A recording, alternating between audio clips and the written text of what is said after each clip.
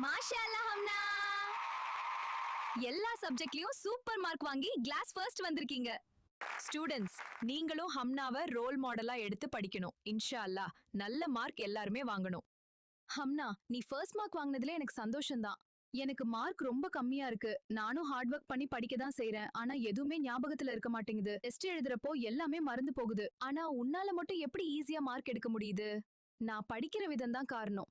அதுக்கு நான் சில விஷயங்களை எல்லாம் ஃபாலோ பண்றேன். உனக்கும் சொல்லித்தரேன், நீயும் ட்ரை பண்ணு. இன்ஷா அல்லாஹ் உனக்கும் வெற்றி கிடைக்கும். ஒரு விஷயத்துல நம்ம போடுற எஃபர்ட் நம்ம சக்சஸ்க்கு எவ்வளவு முக்கியமோ அதை விட அல்லாஹ் கூட நமக்கு இருக்கக்கூடிய அந்த கனெக்டிவிட்டி தான் நம்மள எப்பவுமே லீட் பண்ணி கொண்டு போகும். நான் ஒரு நாளும் என்னுடைய ஃபஜர் தொழுகையை மிஸ் பண்ணவே மாட்டேன். அப்படி தொழுது முடிச்சுட்டு தான் படிக்க ஸ்டார்ட் பண்ணுவேன். புக்கை திறப்பதுக்கு முன்னாடி ரப்பி சித்னி இல்மா என்று 3 தடவை ஓதிக்கொள்வேன்.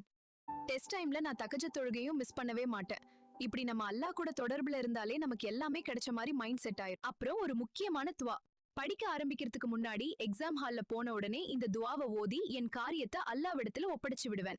ரஃபிஷ் ரஹ்லி சத்ரி வயஸ்ஸிர்லி அம்ரி வஹ்லுல் உஹ்ததம் மின் லிசானி யஃப்கஹு கௌலி. அல்ஹம்துலில்லாஹ். டியர் ஸ்டூடெண்ட்ஸ், நீங்களும் டென்ஷன் ஆகாம படிங்க. உங்க காரியங்களை அல்லாஹ்விடத்துல துவா மூலம் ஒப்படைத்து விடுங்க. உங்க முயற்சியில ஃபுல் எஃபர்ட் போடுங்க. வெற்றி நிச்சயமா கிடைக்கும். இன்ஷா அல்லாஹ்.